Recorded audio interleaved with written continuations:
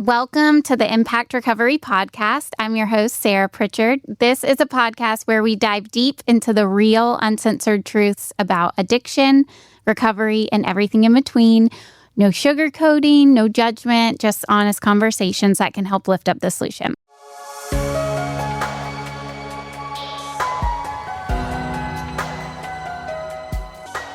Let's get started. Today, I'm very excited. We have Bryan Stickney here with us. He is the owner of Buckhead Therapy Solutions. How are you? Hi, I'm very good. How are you? I'm good. Good. I was saying earlier, appreciate you making the trip up north because you live in Buckhead, right? I do. Yeah. I do. So not a problem. Yeah. And we were getting set up and Christian was asking if you've ever been on a podcast, and this is your first one, This right? is number one here. So exciting. Yeah, I'm looking forward to it. Well, today I really wanted to get into your history, of course, and your experience, and then kind of what you do today and what you see and maybe some trends and misconceptions and things like that, because you have a lot of experience in the field, in the addiction space or substance abuse space. You've worked at a couple treatment centers, and now you have your own practice. So I think you'll have a lot to share that can be helpful to our listeners, if that works. Yeah, of course. No, I appreciate the opportunity. Yeah. And so just to give people a little bit of a background, you are in recovery I am. as well. Yep. Which is amazing. And give us a little, I guess, look into your childhood overview. I think I always like to ask this question because we all have different upbringings. Right. And I think there's just some misconceptions around that. There's certain things that could maybe cause this or that. So maybe if you wouldn't mind just sharing like a little bit about your childhood. Of course. No, I mean, that's always a fascinating topic. And you hear so much about like that ACEs study. I'm not sure if you're familiar with it, the adverse childhood experiences. So my story really does not align. I don't meet really any of those criteria. So I grew up with just about everything I could ever have asked for. Had a great childhood, great friend group. Played sports. Had a really good upbringing. And it wasn't until high school where I started to experience some social anxiety and wanted to fit in, and that kind of steered me towards doing some things that my peers were doing, and that's kind of how my relationship with alcohol and substances originated. And, I've got family members that have struggled with this, like my grandfather, my uncle, but I was never like freaked out by it or anything. I just kind of started experimenting and took it from there. Yeah. So no crazy like trauma, fortunately, in my life. I'm very grateful for that. But there was nothing that was like, okay, this guy's walking a path right towards addiction. Right. Yeah.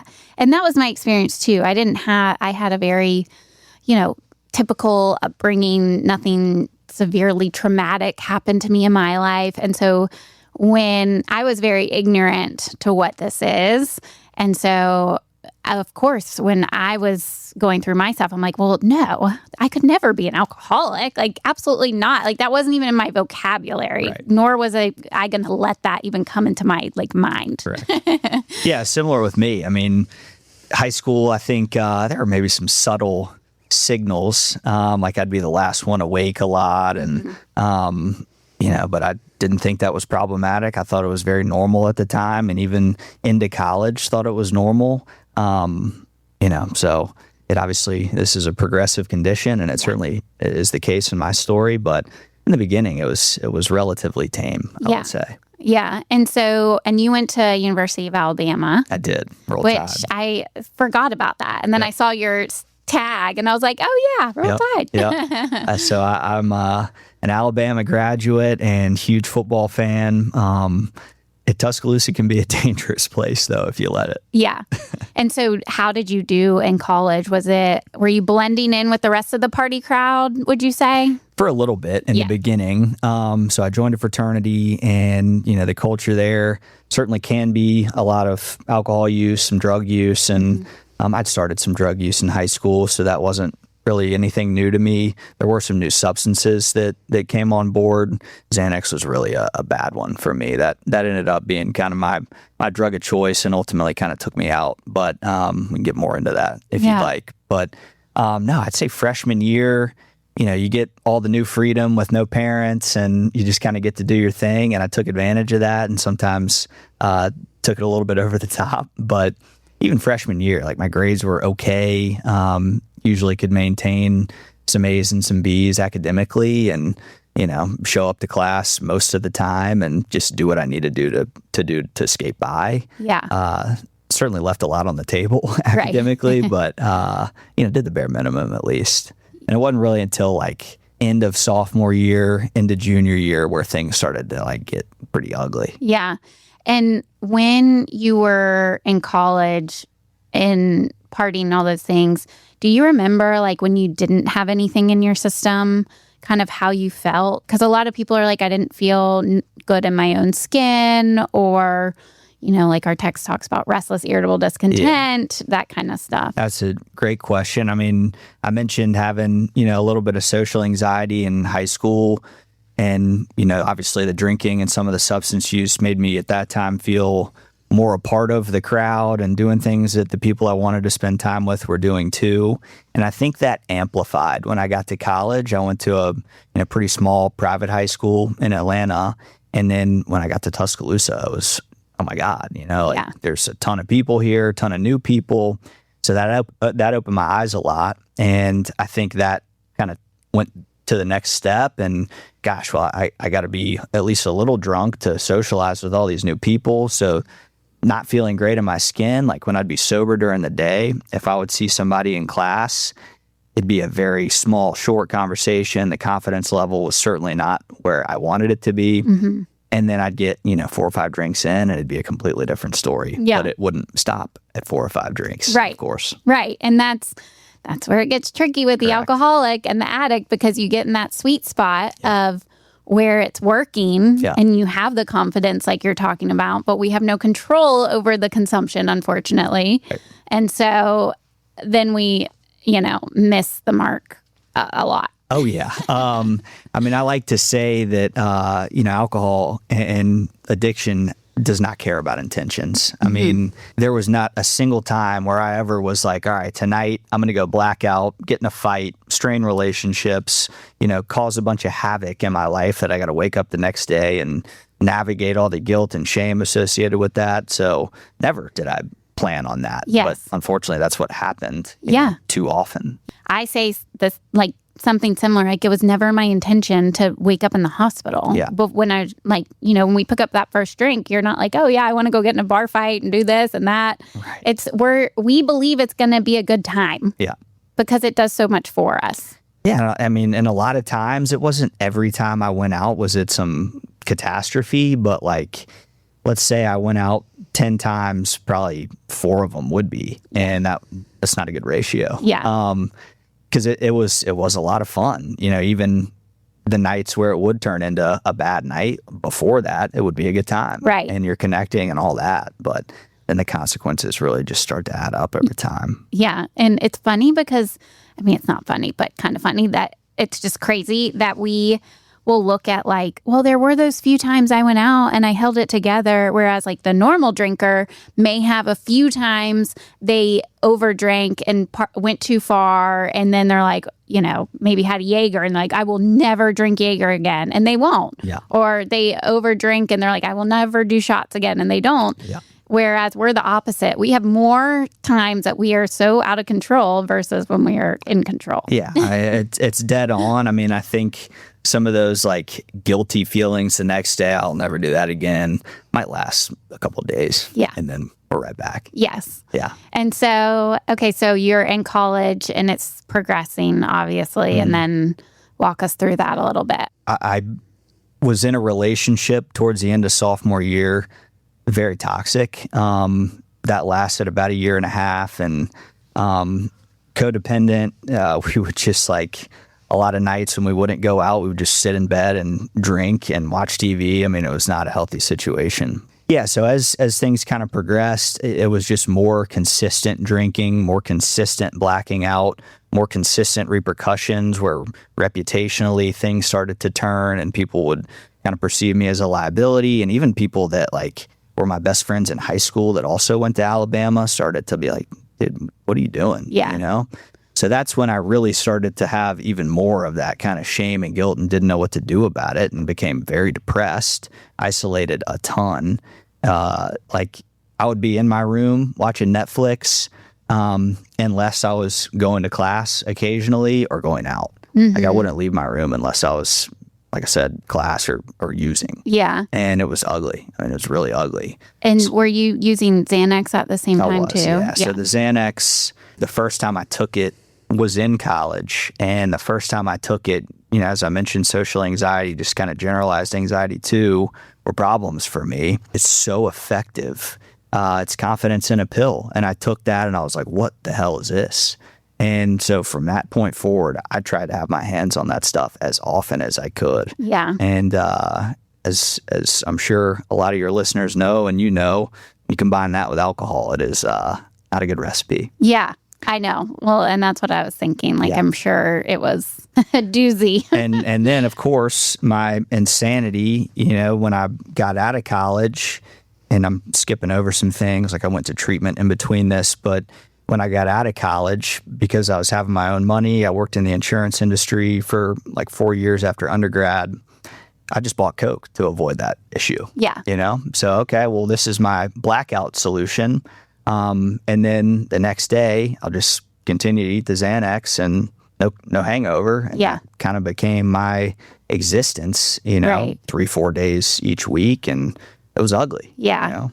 So when you went to treatment the first time, I'm assuming that was probably your parents or somebody ripped you out of college and was like, hey, you need some help. Yeah, so I was living with like 5 other guys, and one of the guys I lived with was one of my close friends in high school, and he was having a big SEC championship party at his house here in Atlanta. And I showed up there, like a bunch of parents were there too. My parents, that was the first time they had really... I'd seen a couple other things, but really were like, good Lord, this is a problem. And some of my friends had approached me previously leading up to this, and I just responded with utter denial. Like, you've never blacked out before? Like, come on, you know, just putting it back on them. But my parents were like, look, so I finished my semester. I was supposed to graduate in the summer. I had like 6 more hours or something. And they said, not so fast. So I was in treatment. I knew it wasn't good. And this was maybe to check some boxes, but I went to a place out in Lubbock, Texas, and was there for 45 days and then did a 3-month sober living after that. And I was superficially compliant the whole time, you know, kind of knew I was going to drink again. I was 21 or 2 at that point. So checked all the boxes, but as soon as they dropped me off at the airport to go home, I beelined it to the bar. Yeah. 2 double Bloody Marys, jugged, and back to it. And so it's interesting because maybe family members that are listening, they're like, you were there for 45 days. You did sober living for 3 months. I mean, it sounds like you got an A+ in treatment. And then you're drinking on the way home. Do you remember feeling a certain way? Or was it kind of just like auto drive where you're just like going and it like is naturally, you just like aren't even thinking and you're just ordering drinks? You know, I think the consequences had not, and I got arrested a couple times in college, but I think the consequences still were not like sufficient to really have me understand that this is not a sustainable way of living. So I think the whole time I was just like, I can't wait to drink again. Yeah. And when I had the opportunity, the first thing I did was that. Yeah. And there for a little while, like, so I lived back at home with my parents for like 6 months, the rest of whatever that fall semester was. And then I returned to Alabama to get my degree and had manipulated them into a system where like I'd be getting drug tested randomly, but they were, I guess, okay with me drinking. And I did okay. Like I got a 4.0 that semester, did pretty well, like had a lot of fun. But as we've already hit on, like this thing's progressive and it did it again. Yeah. I mean, because I was the same way when I went to treatment. I did everything that was asked of me for the most part. I shared in groups, I participated, but there was no thought in my mind that I was never not going to drink again. I just really was like, I'm going to get people off my back. I am not going to get the way it was. Like, now I'm detox. It's out of my system. I won't let it get to that point again. Like, all these delusional things. And I didn't know I didn't even have control over any of that. Yeah. And so when I got out, it was a couple days and it was game on. It's not that time in treatment was just an utter waste of time and money and resources, because I definitely learned a lot. It was my first exposure to the program, but I remember like one of my first meetings, I'm going through the promises and I was like, that's a load of shit. Like, just absolutely not. And it's funny that now that I'm living them, it's incredible to experience. Yeah. So I definitely, I was like, all right, I'm never taking Xanax again. I'm never doing X, Y, and Z again. And sure, that might have sustained for a little while, and then it didn't. Yeah. Well, and I think like as our parents or family members or friends, they're like, just don't drink as much. And if you're not doing the Xanax, then you'll be okay. Or, if just whatever, because drinking obviously is a very social thing and many people do it and there's no problem with it. And so it's almost like everybody wants it to work out for us to be able to drink normally. I think it's more convenient if that's the case for all parties involved. Yeah. Like, all right, he can show up and we don't have to change anything we're doing and all that. And it's funny now, like me being in sobriety, I never, ever want anybody to change a single thing that they're doing if I'm present. Like, please do your thing. It's more uncomfortable if you don't. Right. I think you're right. But for me, that just was not an option. Yes. Okay. So fast forward, you graduate, you're holding it together, and then you get into working, and that's when you found your little magic solution cocktail of sorts. I was 22, maybe 23 when I got back home, and was working as an underwriter, like I said, in the insurance industry. And on paper, things were good because it was a pretty gradual progression. Like, it wasn't in 6 months that I was, in a really deep, dark place. Like 4 years is actually when I got sober. So the cocktail was present, but maybe not as severe as the cocktail became at like 25, 26. And then I finally had an experience at work where it was like a Tuesday night, and I'd taken a girl out on a date, and she had left. I had walked myself. I lived in a townhome that was very close to a local bar that some people may be familiar with called Johnny's Hideaway. Oh, how convenient. I know. So I could walk to it, and I was there until it closed. And then I remember coming home, going to bed at like late, and woke up the next morning still intoxicated, and just walked down to my refrigerator. And this wasn't a typical thing for me to do, but I saw beer in there. I was like, all right, I got to try to reach equilibrium here and like feel whatever. So I do that, drive to work. Terrible idea. Get there, my boss is like, Bryan, we can obviously tell something's off. Like, come back tomorrow and we'll sort through this. Yeah. And I was terrified. Work was, positioned as such a priority in my life because everything else was kind of not doing great. That when I started to feel potential professional repercussions, I walked out into the parking lot after that conversation and called my dad and was like, I need help. And, fortunately, they'd been doing their own work in the background since I went to treatment that first time, and big into Al-Anon. And I was on a plane flight the next day and back in treatment. Wow. And so when, I guess, up to that night of Johnny's Hideaway, were you aware that it was getting bad? Yeah. I knew, and I was always this guy that would put on a facade that everything's going incredibly, and whenever I'd see people, like, everything's awesome, blah, blah, blah, just full of crap. Yeah. But yeah, I knew internally because I was depressed, anxious, and didn't like who I was. And what I was trying to achieve was find confidence and find connection, and wasn't achieving that, but I didn't know any other way. Well, and it's so interesting because essentially your like moment of surrender was that situation with work, which nothing crazy really happened. It's just your boss was like, something's off, we'll figure this out. where you had been arrested before, you had had all these other consequences before, but for whatever reason, this moment was the one that caught your attention enough to ask for help. Mm-hmm.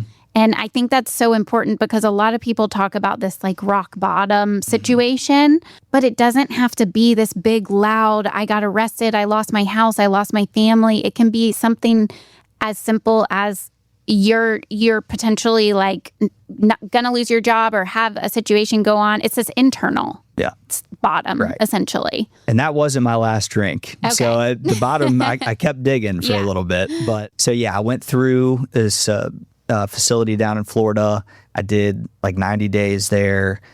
In my withdrawal process, like I went through a detox before I started there, and that was incredibly eye-opening. I was taking a lot of benzodiazepines every day, and so I did like a 10-day detox, and I can remember because I felt fine there. They picked me up in a van, took me to the treatment facility. I took a nap, and when I woke up from the nap, it was like I was in a completely different world, and the most anxiety I'd ever felt by a long shot. Like I could not look people in the eye. I could not, eat. I could not sleep.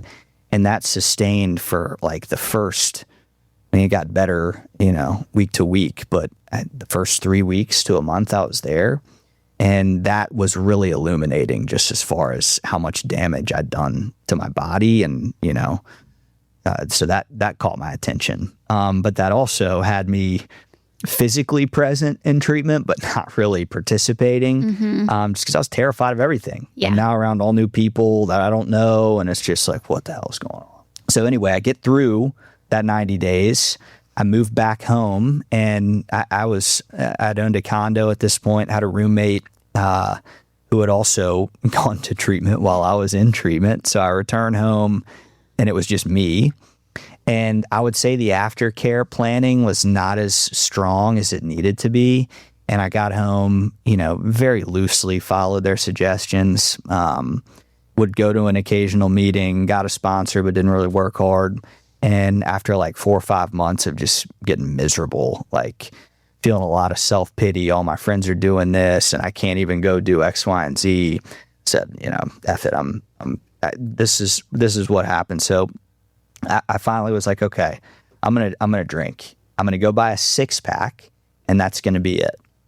So I get four drinks in, and I'm on the phone with my drug dealer, immediately back to the same cocktail that I used to do, and it happened like that. So as soon as my frontal lobe became impaired, I knew it could be better, and that's what I went and executed on. And that turned into a 4-day, really ugly, not remembering a whole lot, of a relapse. And my real bottom was, so my dad, he and my mom, they're members at a country club that I was not supposed to be at because I had aged out or whatever. And I decided to go over there. I was going to hit some golf balls, hit like 2, and went straight to the men's locker room and got into like a yelling altercation with some guy. And apparently it was not very pretty. So I don't know what happens after this, but the next day I wake up to a phone call from my dad crying. And he's like, Bryan, what the hell did you do? Oh, man. And I had no idea.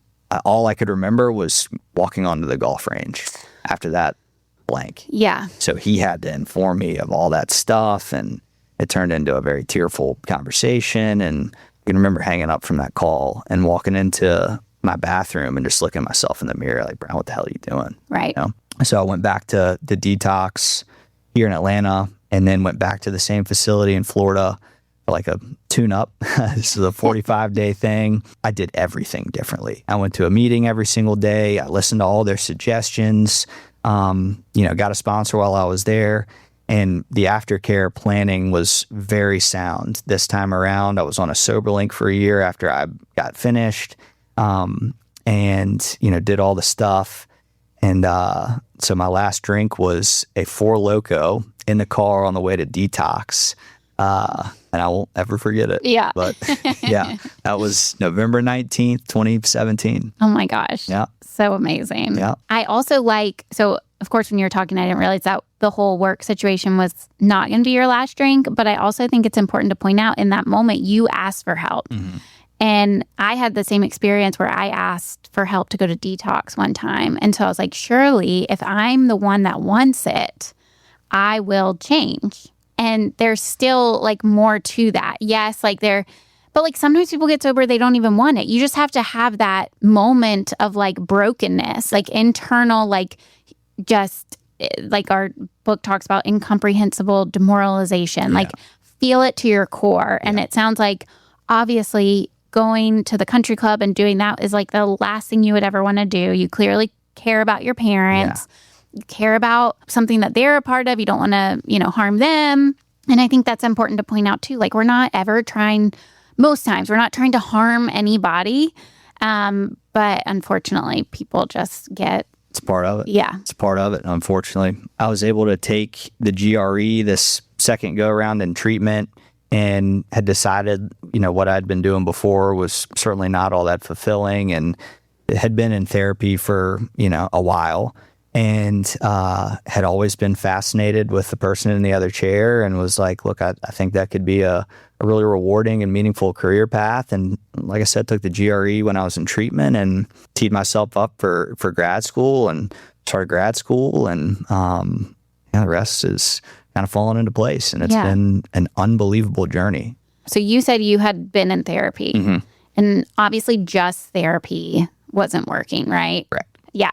And therapy is so important and so amazing. And I guess I'll ask you this, like, how do you share with someone that you're helping the separation of the two, but how both of them together can be so powerful? What does that look like, and what advice do you give people when they're in that place of not knowing if they're an addict or not knowing if they're an alcoholic? Yeah. So, self-disclosure, you've got to kind of tread lightly with that. But around addiction, I will self-disclose because I think if it's appropriate clinically, of course. But I do find that it sort of automatically creates this like connection of this person understands, this person's been through some things. So I have the luxury of, being in an outpatient setting where it's just me and I can kind of operate how I feel like is most helpful. I will start people that are kind of on that ambivalent place where maybe they've had some consequences. So I'm like, all right, let's come up with a moderation plan. Like let's call, we'll collaborate on that and just see what feels realistic to them. So, all right, let's go have, 4 drinks, 3 nights a week and see how you do there. Yeah. And we'll give you 2 weeks of a sample size to be able to do that. They'll come back. Yeah, I was able to do it. It was great. Feeling better, feeling a sense of achievement. Awesome. Perfect. Let's keep that up. And I'd say 95% of the time, that ultimately is not adhered to. And then the conversation really starts to develop where we can, what do you want to do about this? Right. Encourage every single person that's coming into my office for addiction, because I treat,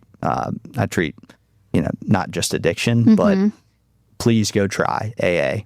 At least 5 meetings, and then you'll have enough, potentially information to conclude one way or another. Yeah. And because it's it helps millions of people every single day. Yeah. So why would we not try it? Right. For me, I don't know if I was just like, I've said this before, but like in movies and shows, it's so sad, and there's like a small little circle and somebody's crying and it's like, why in the world would I want to be a part of something like that? Like any sort of 12-step fellowship, going to meetings, like absolutely not. No, thank you. That's not fun. And as you mentioned earlier, talking about the promises, where in our text it talks about just all these incredible things that can happen when we actually are working a program of recovery, but you don't know that until you actually have your own experience with it. Yeah. I was in a session earlier today with a guy I've been working with for 3 years. When I first started working with him, his wedding had been called off. His now wife had called off the wedding because he was having a really hard time. And so he is going to be celebrating 3 years of sobriety in July. And he's married. He had a daughter 2 months ago. And just to get to watch these transformations happen, and we were talking about the promises earlier in session today, and it's just a really special thing to get to be a part of and witness and maybe help facilitate a little bit. It's incredible. Yeah. And I also, how you're like, hey, go try AA or 12-step fellowship or something, because that's really when you know that you're at the end of the road. Yeah. When like professionals are like, hey, go check this out. It's a hard sell. I mean, because people are like, that's really admitting that something's wrong. And when you're talking about like the stigma from like movies and stuff, I've had to address that very notion in sessions a lot. It's like, look, don't let that kind of stain your impression. Like, please just go experience it. It is not that. Right. I know. You would think by now they would have enough. So I've seen some better ones lately, some more accurate depictions. Yeah. But there's definitely some where it's like, I'll look at my wife if we're watching a movie. I'm like, no.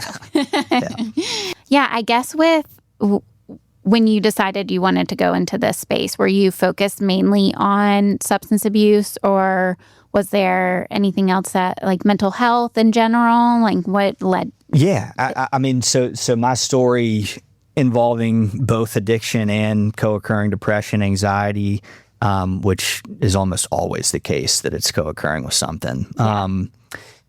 My goal from the get-go was to be in private practice at some point, but it was really neat that the first organization that I worked for out of grad school was where I went to treatment. They had a regional outpatient here in Atlanta, and I was the lead adolescent therapist there for about a year.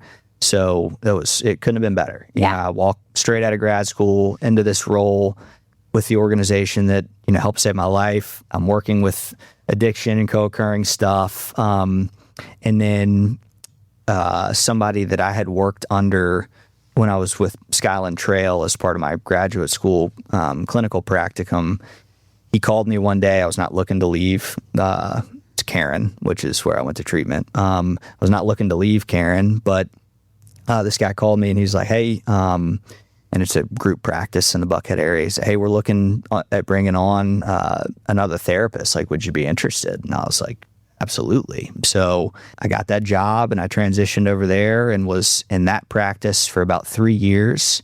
And then I opened my own in January of 24, and it's been a best decision I've ever made. Yeah. Yeah. With your experience, like I would think you would be considered like a high functioning addict, alcoholic, because you were going to work, you were somewhat having a life. Right. Do you work with a lot of those types of Big people? time. Yeah. Yeah. And so I guess like what are some patterns that you see in those? Because I think those are sometimes the ones that are harder to spot is when we are actually getting up and living somewhat of a life. A lot of the things that I'll kind of inquire around in an assessment or something is like, how are your relationships? Like, what's your current relationship with alcohol? They'll maybe tell me, and I'll fish a little bit for any guilt associated with their relationship with alcohol, potentially shame.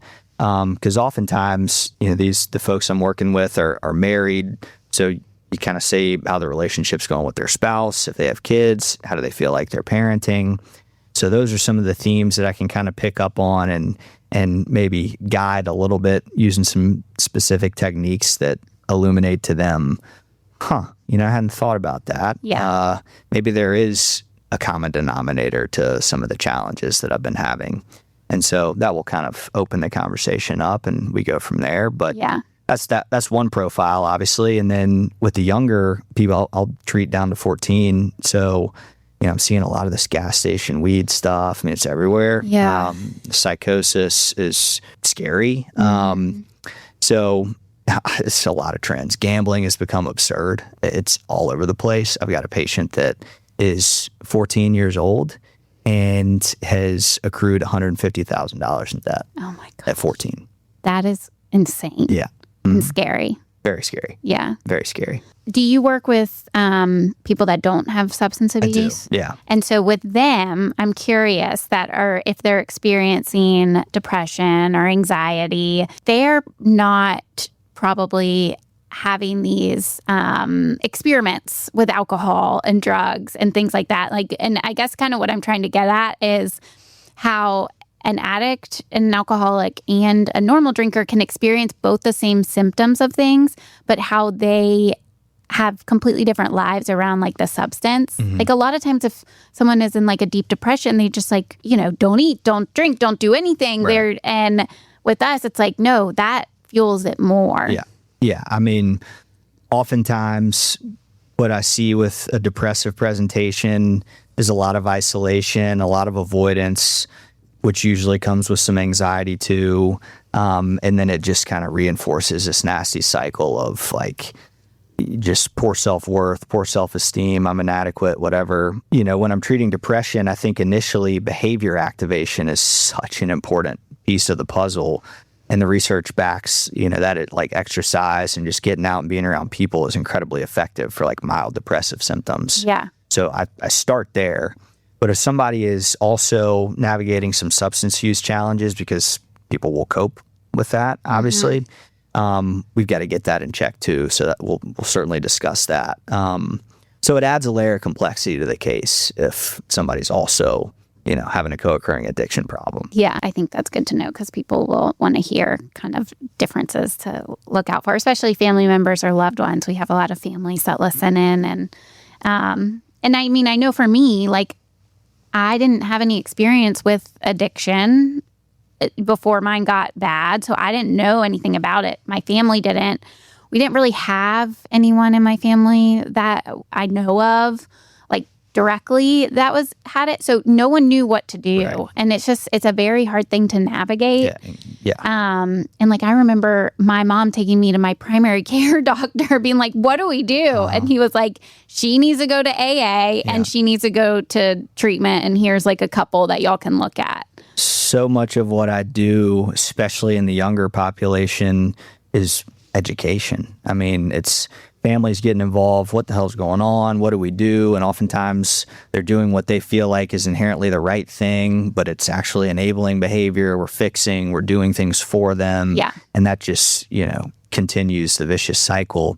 Families Anonymous, Al-Anon, please go get exposed to some of that stuff. You're going to learn a ton of what to do and what not to do and what's helpful and what's not. Right. And, so I'm doing a ton of family work as well because you have to. Yeah. You have to. Yes. And I mean, Spouses too. I mean, yeah. Yeah. For sure. And there's so many dynamics and there's so much resentment, and that's something, not to talk about impact too much, but we do a family program there because the families have their own things going on that they need to work through. Yeah. And a lot of times families are like, well, I'm not the one with all the chaos and everything. Like I've kept him alive, Right. or, or the wife, like I'm doing all the kid things and, all the things. It's so many dynamics. And if family members, and you can maybe speak to this, but like if families can actually get some help and relief and freedom around it, it gives the addict a better shot at getting better. Oh, yeah. We call it the parallel process. I mean, not only will it help the addict, but it'll also help the family member feel better themselves. So I'm often encouraging, because it's such a damaging and stressful and anxiety-inducing and terrifying thing, hey, have you ever thought about getting therapy for yourself to work through some of these things, to work through some of the, potential catastrophizing going on in your mind and all that? So when everybody's working towards the same path, it is increasing the likelihood tremendously of, sustained healing. And so, yeah, you're dead on. The family component is critical. And I think the families, it takes time, obviously, for the families to gain that trust back. And so, Big time. Yeah. And so, and personally, like, was that something that was hard for you to gain your parents' trust back, or was it?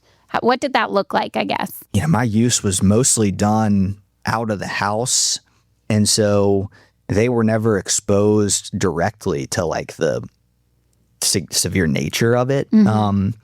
So certainly trust was breached, but I think what really helped rebuild it was that SoberLink device. I'm a big advocate for that, or any other kind of measurable accountability structure, because it's going to send objective data that, hey, he's not consuming alcohol, here's the evidence. And then you keep showing up. I did it for a year. And so you keep showing up, and then it's just kind of organically, okay, we can kind of get back to just being. Yes. And my relationship with my family, which has really, fortunately, always been meaningful and special, has just gotten even better. Yeah.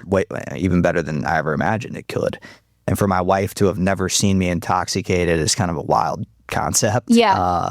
We've got a 1-year-old son. Amazing. I hope that if this, lifestyle continues for me, he'll never have to see that or deal with that.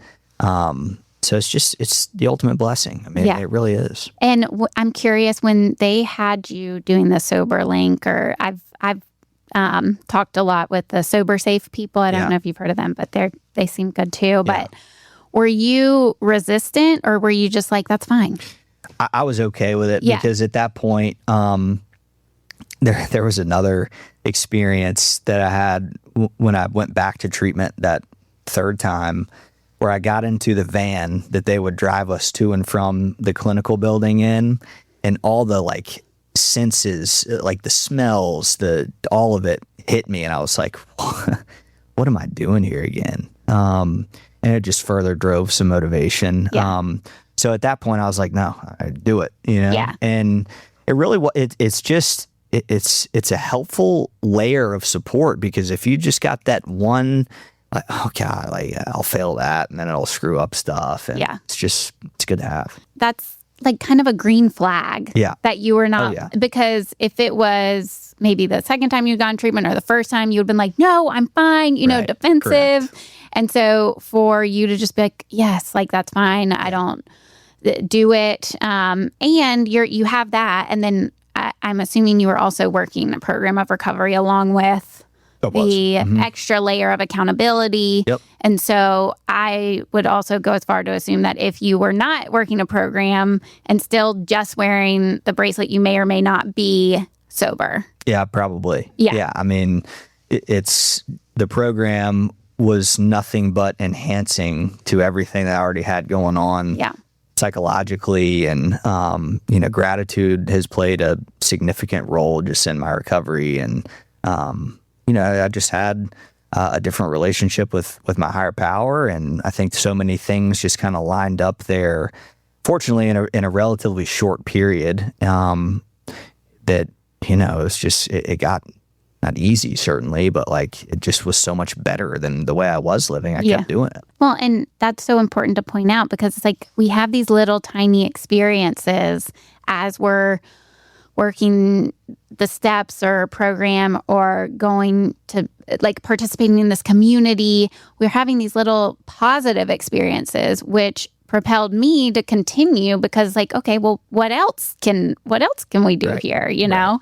Yeah, I mean, it's, I look at it, it's not compounding interest, but it does compound. Okay, here's a win, here's a win, here's a win. And when things just over time continuously fall into place in your life, it's well, why is that? I've changed a lot of things, but here's probably one of the biggest ones, overtly, that I've changed. Yeah. There's something to that. Yeah. And then, like you said, today you're married. You have a 1-year-old little boy. We were talking about, because our boys were in the parking lot before this, climbing on top of Adam's truck. So you have this to look forward to. But it's just amazing. Could you have imagined that your life would be this? Absolutely not. I mean, if somebody, and I use this when I'm sharing my story, if somebody could have shared with me, let's call it 9 years ago, that my life would look the way that it does today, with the things that I have, the people in it, and that I would feel the way that I do internally, I would have said that is impossible. There is no world in which those are my truths. Yeah. And here I am. Yeah. So it's special. That's amazing. Well, is there anything else that you wanted to add? Sarah, this has been a lot of fun to get on here and hopefully provide some kind of value to somebody out there. And this is a treatable condition, which is the sad part of it, is so many people don't get it. And so ask for help. There are so many professionals and so many resources that you can be steered to, with so many good people, that you don't have to keep suffering. There's too many examples of, the other side. Yes. Yeah, for sure. Well, thank you. No, of course. Thanks for having me. Yeah. And thank you for tuning in to another episode. I hope today's conversation has inspired you, opened your mind, maybe even your heart a little bit. But remember, you're not alone. And if you found this episode helpful, share it with someone who needs to hear it. We'll have all the links below to Impact as well as to Bryan's practice. But until next time, keep making an impact. Bye, y'all.